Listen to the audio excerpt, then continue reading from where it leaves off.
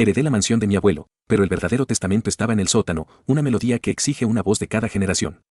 Y ahora, es mi turno. La primera vez que la casa me robó la voz, pensé que me estaba volviendo loco. No fue un simple carraspeo o una afonía. Fue un vacío. Un hueco perfecto y aterrador donde antes había sonido.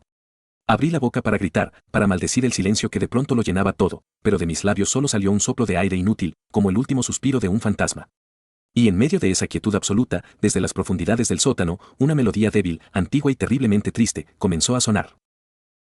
Era la casa de mi abuelo, Elías. Un compositor de cierto renombre en círculos muy cerrados, un hombre que se había retirado del mundo décadas antes de morir. Yo apenas lo conocía. Un par de postales navideñas con una caligrafía temblorosa y una visita forzada cuando yo tenía 6 años eran todo mi bagaje de recuerdos. Pero era su único nieto, y en un giro testamentario que sorprendió a toda la familia, me lo dejó todo. La casa, sus partituras, sus instrumentos y, como descubriría más tarde, su deuda. La mansión era un monstruo gótico de madera y piedra, encaramado en una colina que dominaba un pueblo adormecido.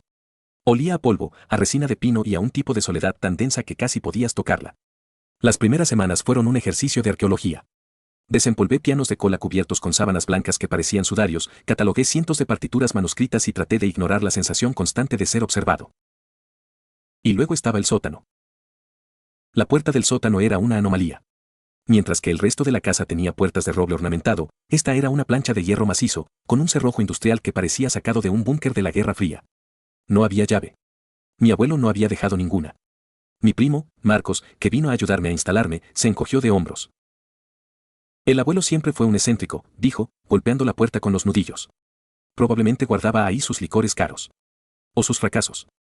Era un hombre orgulloso, Leo. Marcos era todo lo que yo no era. Carismático, seguro de sí mismo, un músico con talento natural que siempre parecía conseguir lo que quería. Teníamos una rivalidad latente desde niños, siempre compitiendo por la aprobación familiar en el único campo que compartíamos, la música. Él era el virtuoso, yo el técnico, el ingeniero de sonido que prefería diseccionar la música a crearla. La herencia, por supuesto, había echado un galón de gasolina a esa pequeña brasa. Durante un mes, ignoré la puerta. Tenía demasiado que hacer. Pero la curiosidad es un gusano que se retuerce en el cerebro, y el mío no paraba de preguntarse qué podría necesitar una protección tan extrema. Una noche, harto de dar vueltas, bajé con una palanca y una determinación alimentada por 2 copas de vino. Me costó 1 hora de sudor y maldiciones. El metal chirrió en protesta, un sonido agónico que resonó por toda la casa silenciosa. Cuando la puerta finalmente cedió, una ráfaga de aire viciado y frío me golpeó en la cara. Olía a tierra húmeda, a ozono y a algo más, algo dulzón y fantli metálico, como flores viejas y sangre seca. El sótano era enorme, sorprendentemente ordenado.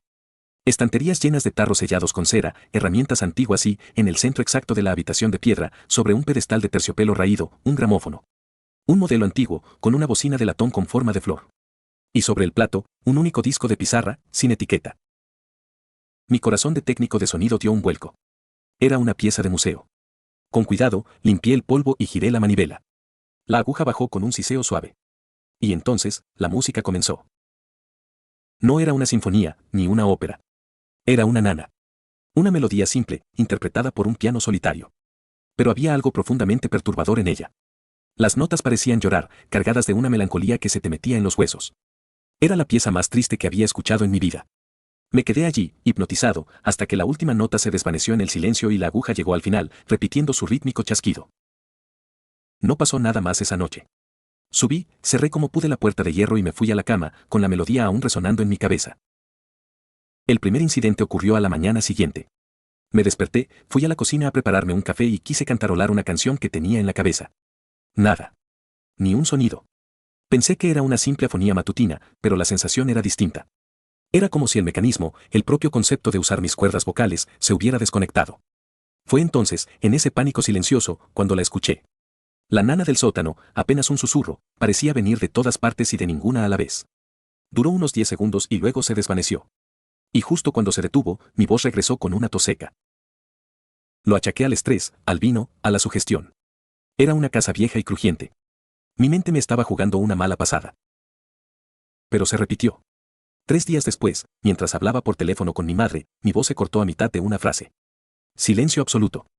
Mi madre, al otro lado, gritaba mi nombre, presa del pánico. Yo solo podía escuchar mi propia respiración acelerada y, de nuevo, el eco fantasmal de esa maldita nana. Duró casi 1 minuto esa vez. Cuando mi voz volvió, le mentí a mi madre. Le dije que se había cortado la llamada.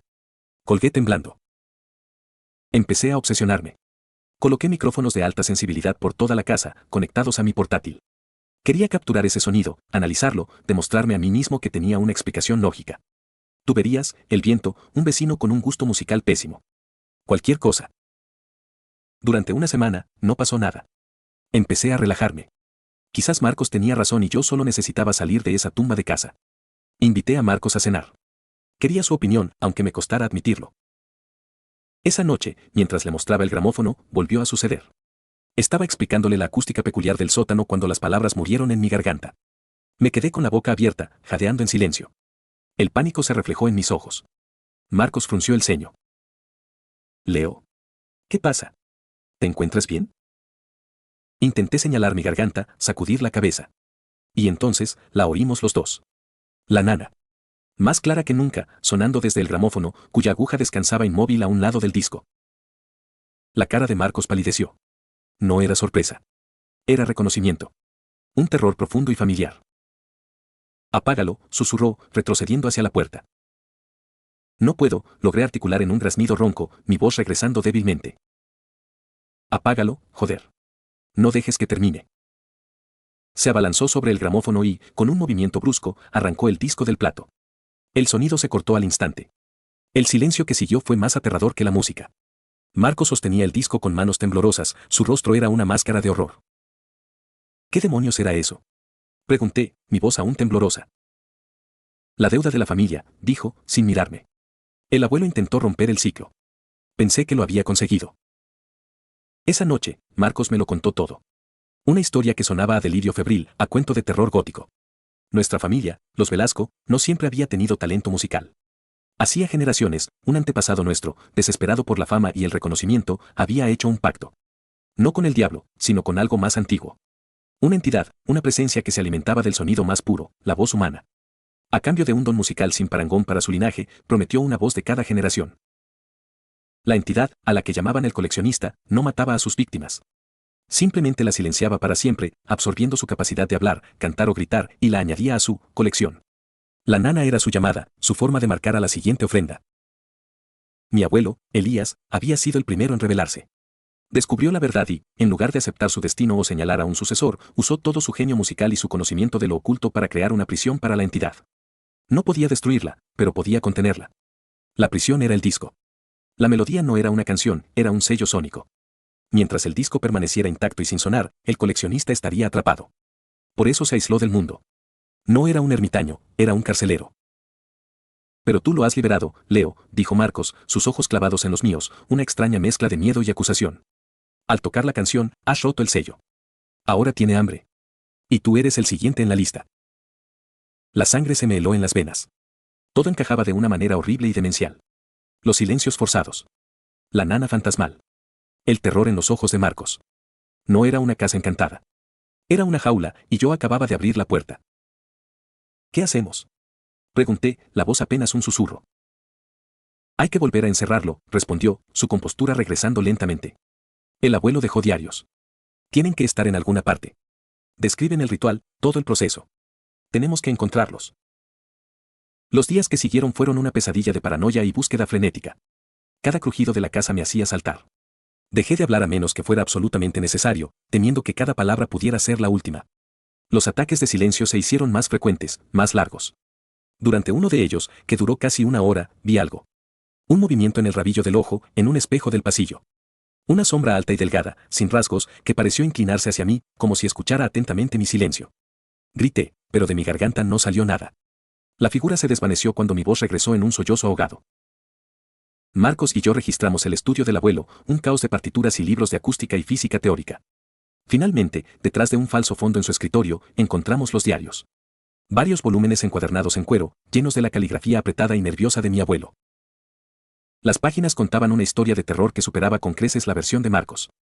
Elías no solo había sido un carcelero, había estado en guerra. Describía al coleccionista no como una simple entidad, sino como un parásito sónico, una criatura de otra dimensión que percibía nuestra realidad a través de las vibraciones. Hablaba de cómo la entidad saboreaba las voces, cómo las almacenaba y cómo se deleitaba con la desesperación de sus víctimas silenciadas. Se hace más fuerte con el silencio que impone, escribió mi abuelo en una entrada. Cada grito que ahoga, cada palabra que roba, lo alimenta. La nana no es solo su llamada, es el sonido de la jaula. Tocarla desde fuera la debilita. Pero si se reproduce desde dentro, la rompe. Y luego, encontramos la solución. O al menos, lo que parecía serlo. Mi abuelo había estado trabajando en una contramelodía. Una composición armónicamente tan compleja y disonante, diseñada específicamente para colapsar la frecuencia vibratoria de la entidad, forzándola a volver a un estado latente dentro de un medio físico, como el disco. Es un veneno sónico, la describía. Pero está incompleta. Me falta la nota clave, el armónico final que cierre la cerradura para siempre. Me estoy debilitando. La siento escuchando mis pensamientos, probando mi voz mientras duermo. No creo que tenga tiempo de terminarla. La última mitad del diario estaba llena de fragmentos de partituras, ecuaciones matemáticas y anotaciones desesperadas. Era la obra de un genio al borde de la locura. Aquí está, dijo Marcos, su voz llena de un nuevo vigor. Él no pudo terminarla, pero nosotros sí. Tú eres un genio de la teoría musical, Leo. Yo soy el intérprete. Juntos, podemos hacerlo. Por primera vez en semanas, sentí una chispa de esperanza. Teníamos un plan, un arma. Nos encerramos en el estudio, con los diarios del abuelo como nuestro mapa. Los días se convirtieron en un borrón de café, partituras y miedo creciente. La presencia en la casa se hizo más audaz. Ya no eran solo susurros o sombras.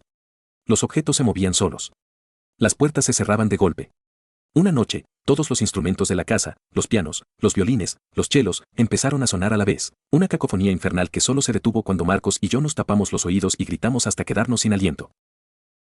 Mis episodios de silencio eran ahora casi constantes. A veces perdía la voz durante horas. Me comunicaba con Marcos a través de notas escritas a toda prisa. Y durante esos silencios, la veía. La figura sombría. Se acercaba más cada vez. Podía sentir su frío, una ausencia de calor que no era de este mundo. Podía olerla, ese aroma a flores muertas y metal. Me estudiaba. Esperaba. Mientras tanto, trabajábamos en la contramelodía. Era una pieza endemoniada. Desafiaba todas las reglas de la composición. Era un rompecabezas armónico diseñado para ser doloroso de escuchar. Utilizando las notas de mi abuelo y mi propio conocimiento de la síntesis de frecuencias, empecé a ver el patrón. Necesitábamos un piano preparado, con objetos metálicos colocados en las cuerdas para crear los armónicos disonantes correctos, y un violín afinado un cuarto de tono más bajo de lo normal.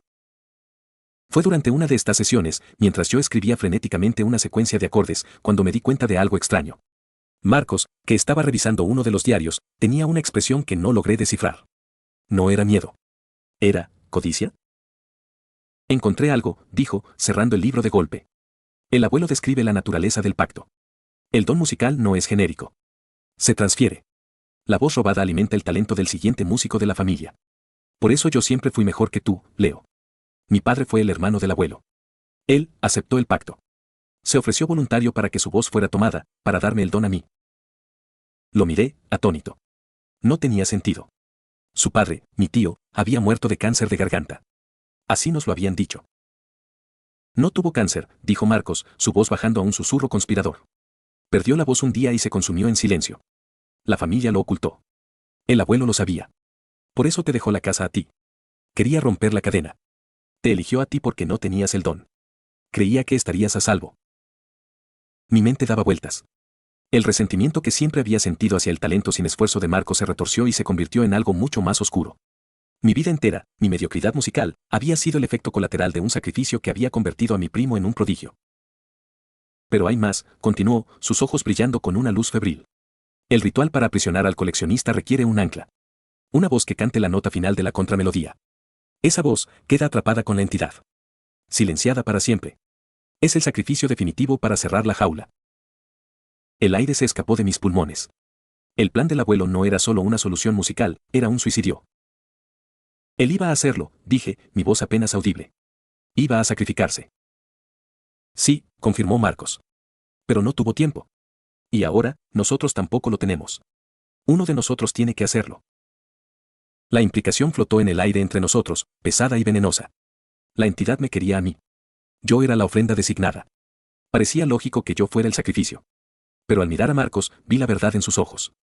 Él no me estaba presentando una elección. Me estaba sentenciando. La duda se convirtió en una certeza helada unos días después.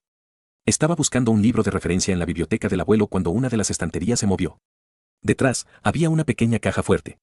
La combinación, escrita en el reverso de una foto familiar, era la fecha de nacimiento de la abuela. Dentro, había un último diario. Uno mucho más pequeño, con una sola entrada fechada una semana antes de su muerte. Marcos lo sabe, decía la primera línea. Vino a verme. Está consumido por la ambición. Cree que el coleccionista es una fuente de poder, no una maldición. Habla de renovar el pacto, de ofrecerle una voz a cambio de una fama que trascienda la historia. Teme que yo complete la contramelodía y le arrebate su herencia. Ha estado saboteando mi investigación, escondiendo mis notas, alterando mis cálculos. Intenta guiarme hacia una versión de la melodía que no aprisione a la entidad, sino que la fortalezca. Que la vincule a un nuevo maestro. A él. Y para ello, necesita un sacrificio. Mi voz o la de Leo. Dios, perdóname. Le he fallado a mi nieto. Tengo que advertirle. La página terminaba ahí. Mi abuelo había muerto de un ataque al corazón esa misma noche. El mundo se derrumbó a mi alrededor. El aire se volvió espeso y difícil de respirar. Marcos no estaba ayudándome. Estaba preparándome para el matadero. Cada palabra de aliento, cada sesión de trabajo conjunto, había sido una mentira. Estaba afinando a su cordero sacrificial. Volví al estudio, con el pequeño diario oculto en mi bolsillo. Marcos estaba allí, afinando el violín con una concentración absorta. Casi la tenemos, Leo, dijo, sin levantar la vista. Puedo sentirlo. Un par de días más y estaremos listos. La frialdad de su engaño era monstruosa. Jugué mi papel. Asentí, fingiendo agotamiento. Pero por dentro, una rabia gélida y una nueva determinación estaban naciendo. Si iba a enfrentarme a una entidad de pesadilla, no iba a hacerlo como el peón de mi primo traidor. Esa noche, mientras Marcos dormía, volví a los diarios del abuelo, pero esta vez con la verdad en mente. Releí todo, buscando los sabotajes, las pistas ocultas que Elías podría haber dejado. Y las encontré. Pequeños errores deliberados en las partituras que Marcos me había dado, notas al margen en los libros que él había olvidado mencionarme. La contramelodía no estaba diseñada para ser tocada por dos personas. Estaba pensada para una sola. Un único intérprete que tocara el piano con una mano y el violín con la otra, en una hazaña de coordinación casi sobrehumana. Y la nota final no era cantada. Era una frecuencia. Una frecuencia específica, producida al golpear un diapasón de plata pura, que encontré escondido en la caja del violín, contra una de las cuerdas preparadas del piano en el momento exacto en que la última nota del violín se desvanecía. No requería el sacrificio de una voz. Requería el sacrificio del don. El ritual, si se hacía correctamente, no solo aprisionaría al coleccionista, sino que cortaría la conexión con el linaje de los Velasco para siempre. El talento sobrehumano se desvanecería. Marcos perdería lo único que le importaba. Ese era el verdadero plan de mi abuelo. No un suicidio. Era justicia. La noche siguiente, anuncié que estaba listo. He encontrado la secuencia final, le dije, mostrándole una partitura falsa que había preparado, una que incluía una parte vocal larga y compleja para mí. Los ojos de Marcos brillaron. Lo sabía. Sabía que podías hacerlo. Prepárate, Leo. Esta noche, terminamos con esto. Montamos el escenario en el sótano, el único lugar donde el ritual podía funcionar, en el nido de la bestia. Colocamos el piano preparado y una silla para el violín. La atmósfera era eléctrica, cargada de una energía palpable y maligna. La figura sombría parecía acechar en cada esquina, su presencia era un peso físico en el aire. Tú empieza con el piano, me instruyó Marcos. Yo entraré con el violín. Cuando llegue el crescendo, empiezas a cantar. No te detengas, pase lo que pase. Tu voz es el ancla. Asentí, mi corazón martilleando contra mis costillas. Me senté al piano. Marcos tomó su violín. Nos miramos a través de la penumbra del sótano. En sus ojos, vi la fría satisfacción del triunfo. En los míos, espero que solo viera miedo. Empecé a tocar. La contramelodía llenó el sótano. Era un sonido horrible, chirriante, una guerra de notas que parecía arañar las paredes. La temperatura cayó en picado. Las bombillas parpadearon y se apagaron, dejándonos solo con la luz de unas pocas velas. La figura sombría se materializó en el centro de la habitación, una silueta de pura oscuridad que se retorcía y ondulaba al compás de la música disonante. Marcos empezó a tocar el violín. Era un maestro, no cabía duda. Arrancaba de su instrumento sonidos que eran a la vez hermosos y aterradores, entrelazándose con mi piano en una danza macabra. El coleccionista pareció enfocarse en él, atraído por la brillantez de su don. Nos acercábamos al final. La parte donde, según mi partitura falsa, yo debía cantar. Marcos me lanzó una mirada expectante. Abrí la boca. Y me quedé en silencio. El pánico cruzó su rostro. Leo. Canta. Ahora. Seguí tocando, pero cambié la melodía. Pasé a la versión real, la que requería que una sola persona lo hiciera todo. Con mi mano derecha, continué la secuencia de acordes en el piano. Con la izquierda, dejé las teclas, cogí el diapasón de plata del bolsillo y me preparé. El coleccionista, confundido por el cambio, se volvió hacia mí. Sentí su poder lavándome, tirando de mi voz, intentando arrancarla de mi garganta. Pero yo permanecí en silencio. ¿Qué estás haciendo?, gritó Marcos, su interpretación del violín flaqueando por la confusión y la ira. Nos vas a matar a todos. No a todos, logré susurrar, gastando las últimas briznas de mi voz. El abuelo te dejó un mensaje. La entidad, sintiendo la debilidad y el poder puro del don de Marcos, abandonó su interés en mí y se abalanzó sobre él. La figura de sombra lo envolvió. Marcos gritó, un sonido ahogado y terrible, mientras su violín caía al suelo con un estrépito. Ese era mi momento. Llegué a la última secuencia de la melodía. La música alcanzó un clímax insoportable. Y justo cuando la última nota del piano resonaba en el aire, golpeé el diapasón de plata contra la cuerda preparada. No fue un sonido musical. Fue una onda de choque. Una frecuencia pura y perfecta que cortó el aire como un cristal. La luz de las velas se extinguió. La figura de sombra gritó, un sonido hecho de 1000 voces robadas, un coro de agonía silenciosa. Se contrajo violentamente, siendo absorbida, arrastrada hacia el viejo disco de pizarra que yacía sobre el gramófono. Hubo una implosión de silencio, y luego, nada. La quietud en el sótano era absoluta. Profunda. Real. Cuando mis ojos se acostumbraron a la oscuridad, vi a Marcos. Estaba de rodillas en el suelo, con la cara pálida y los ojos desorbitados por el terror. Abrió la boca para decir algo, pero, al igual que me había pasado a mí, solo salió un soplo de aire. Lo intentó de nuevo, con más fuerza. Nada. El pánico se apoderó de su rostro. Me miró, con una súplica desesperada en sus ojos. El coleccionista se había ido, pero no con las manos vacías. No había podido reclamar la ofrenda designada, así que se había llevado el sonido más fuerte y brillante de la habitación. El don. La voz. Todo. Dejé a mi primo en el suelo, llorando en silencio. Subí las escaleras, cerré la puerta de hierro del sótano y la soldé. Para siempre. Han pasado 5 años. Nunca volví a ver a Marcos. Supe que su familia lo internó en una institución privada, un virtuoso roto que ya no podía ni pedir un vaso de agua. Yo vendí la mansión y todo lo que había en ella, excepto un objeto, el disco de pizarra. Lo guardo en una caja fuerte, enterrado bajo hormigón en el almacén más seguro que pude encontrar. Mi vida es normal ahora. Tengo un trabajo estable, amigos, una existencia tranquila. Pero a veces, en mitad de la noche, en el silencio más absoluto, creo escuchar algo. Un eco increíblemente débil. Una nana triste. No sé si logré aprisionar a la entidad para siempre, o si simplemente la herí. No sé si el sacrificio de la voz de Marcos fue un pago final o solo una cuota que comprará un poco más de tiempo a la siguiente generación. La maldición de mi familia se basaba en el sonido, pero he aprendido que el verdadero horror, el que perdura, vive en el silencio que queda después. Aún conservo la voz, pero cada palabra que pronuncio la siento como un préstamo. A veces me pregunto, si tuvieras que elegir entre un don que te define y tu propia voz, ¿qué sacrificarías por el silencio? Si esta historia te dejó pensando, suscríbete para más relatos que te harán cuestionar todo. Denle like y suscríbanse para no perderse más historias como esta.